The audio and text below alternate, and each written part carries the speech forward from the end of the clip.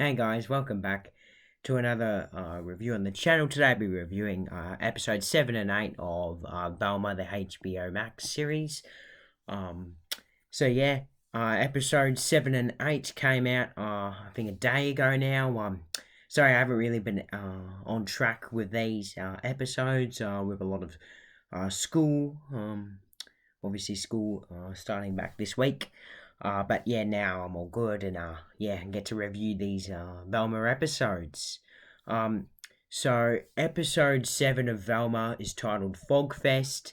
The episode starts off in a pretty cool way. Basically, the Fogfest is occurring, and you have to have a date to basically go in, and um, yeah, it's kind of sexist. I mean, like, I don't really know why they did that. Anyway, yeah, Velma basically doesn't really know how to get in, because, uh, she then realizes, well, I mean, lots of things happened before this, but I'm just doing this. Velma, calls, the serial killer thanks to the note that she found in the previous episode that was left by her mother. She calls it and realizes that the serial killer is at the Fog Fest. Now, Gigi and Norville went there, and so did Fred and Daphne. Fred basically bribed Daphne to go with him because Fred will get kicked out of his house um, if he doesn't win the King of Fogfest. Anyway, Velma sneaks in as a disguise, um, and she disguises herself as a guy called Manny, and she makes much more of a difference than actual Velma. Like, everyone notices her, believes in her, actually believes her theory that the serial killer is not a ghost; it's actually an actual person murdering people. Um, Anyway, unfortunately, Fred, because he's going to get kicked out of his house, reveals Velma's disguise. And, she's getting really, really close to Daphne. Um, and, um, you know, Fred thinks he's finally going to win the Fog Fest, but he still ends up losing it to Gigi and Norval. But Gigi ran off and didn't really accept the title of being Fog Queen. Anyway, Velma eventually apologizes to Daphne and says sorry that she hasn't been, around in the previous two episodes where Daphne was going through quite a lot. And then the serial killer attacks them. And then Fred and Norville are still having a fight for the crown. The really, really funny thing is they put all these Scooby Doo old series songs in this episode, all these chase scenes when the serial killer is chasing after Daphne and Velma, and Norville and Fred are being chasing each other. Um, Anyway, when they escape, not Shaggy, Norville eventually apologizes to Gigi. Fred gets taken from the serial killer, and Velma and Daphne go off together. That was episode 7, Fogfest. Definitely my favorite episode of the series so far. I mean, the first three were quite good, the next three were quite shocking, and this one was 10 times better than the rest of the series. I really, really love this episode. Definitely the best episode, and one of the best Scooby Doo episodes I've seen in a while. That's up there. It was really, really great. Fun to watch too. If you haven't watched it, definitely check it out. And then the next episode is titled A Velma in the Woods. This is episode 8. In this episode, it's more of a flashback for the first half where Daphne, Velma, Norville, and Gigi, basically after Fogfest, they all have their own flashbacks. Daphne wanted to hang out with Olive, and Velma wanted to go out to the woods with Daphne because they realised that the serial killer's hideout is in the woods. um, Gigi wants to go make out with Norville at the cabin, and Norville decided to bring Daphne and Velma along because they're already coming to the woods anyways. But anyway, they have like a big argument. And then Daphne realizes that Velma tricked her into coming um, to the woods by pretending that she still has hallucinations. But they ended in the sixth episode, but Daphne doesn't know that because she wasn't really around in that mid episode bracket 5 to 6. And she didn't tell her in the seventh episode, which is why Velma was able to use it as an excuse. Daphne gets furious at her, then Velma gets furious at Daphne, and yeah, I get quite annoyed. Then Velma realizes, because throughout the episode, Velma realizes that Daphne used to have some obsession with another girl and hacked their phone to find out if they liked them, but they did not. Anyway, they soon realize. Well, Norville finally tells Velma that when Gigi and Daphne storm off into the woods, that it's actually Gigi and Daphne who are the people. Well, basically, Daphne hacked Gigi's phone and try to find out if they like each other. Anyways, Velma realizes this could get really bad. They run outside and they realize that Daphne and Gigi's they're standing on like the edge of a cliff, but like the little stone they're stepping on is like broken and they're about to fall in.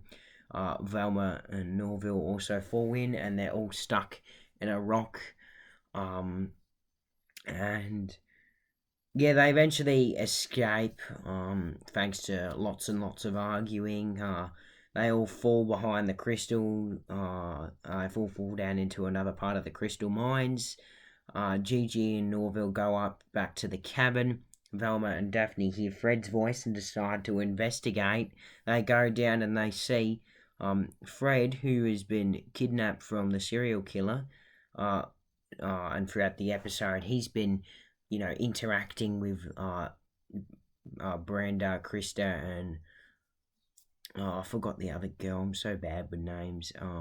Anyways, those three girls' brains. He was basically interacting with their brains, getting romantically interested in them. Anyway, Fred saves the brains, but then Velma is gonna fall down into a cliff. But then out of nowhere, her mother saves her, and this is such a good moment in the series. Like, this is the big moment in the series. The real big moment that occurs. Anyway, her name's Dia or Dia. Dia. I'm just gonna go with Dia. Anyway, Dia eventually saves Velma. They get happy and then they quickly leave. Because the whole thing's collapsing. They jump in a mobile they call the mystery something. Anyway, it's the mystery machine, but it's white, so it's a bit of a callback to Happy Halloween Scooby Doo. But it's not called the Mystery Machine X or whatever it was called back then. This is just a plain white van. Anyway, they eventually escape somehow, and they start hugging again. Dia and Velma. Daphne is very, very happy as well, and Fred, that they're all safe and the girls' brains. And then the little clip at the end of the episode shows Gigi and Norville are finally, I don't know, I guess, reacting. Also shows Dia being put into a hospital van with Velma. And it shows that the girl's brain's being saved, and Fred also being, accepted again by his parents, and he acts so brave and tough that he was the one who saved the girls, even though it was actually Velma. Anyways, that was the 8th episode of Velma in the Woods. This one was also very, very good. I thought I wouldn't like it. I took in 2 minutes into the episode when I realised it was a flashback. I said, "Oh, this could be one of the awful ones." Maybe the seventh episode was a rare good one, but no, the series is finally getting good. Um, I realised that by them exposing the serial killer, and finding the serial killer's phone in the seventh episode, that maybe they're going a little bit too quick with 3 episodes left. That's still 1 hour of the show. So I guess the flashback was the only thing I could really do, whether they did it this episode or the next. They did it this episode. And so randomly, Velma's mum was found at the end of the episode. I was definitely not expecting that. It surprised me, and it was such a heartwarming moment in the series. Um, anyway, it's a very, very good series. This one was not as good as Fogfest, I want to say, but it's pretty much equally up there. I still give it an 8.5 out of 10, which is quite good for the series. I mean, I gave the first 3 episodes a 7. The next 3 I gave a 6.5. I mean, there were still some good moments, but some really, really awful moments. Because I really, really liked Gigi and Norville's relationship. I didn't really mention that last time that I reviewed the last 2 episodes, because their relationship was starting to occur in the last 2 episodes. I really, really liked that, but it was just thrown to the side by other garbage shit that happened in the fifth and sixth episode. Yeah, the fifth one was definitely worse than the sixth one. I didn't really like Velma getting time with her dad. I really enjoy, for some reason, Daphne being with Velma, not like in a romantic way, more like in a friend way, like by themselves. I feel like that worked for the first 3 episodes. I mean, they weren't really friends then, but it didn't really happen in the fifth and sixth episode. Daphne was by herself. And yeah, I don't know. Fred was quite lousy, but Fred's good again. Fred was great in the first 4 episodes. So I guess the episode 5 and 6 were the off episodes, and I wish they were bumped up just a little bit, maybe to the 7 mark. Maybe got rid of some of the stuff they didn't really need, and maybe added a few other stuff in. I feel like they would have worked a little bit more. But yeah, I'm really, really looking forward to the season finale episodes that are coming out next week.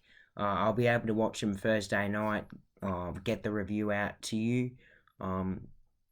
So yeah, next Thursday night, I know it's Friday night now, but next Thursday night, 6 days, I will be reviewing the final 2 episodes of Velma. It's been quite fun reviewing these episodes. Very, very happy with these 2 episodes. And yeah, I hope you guys enjoyed the review, and yeah, stay tuned for next time.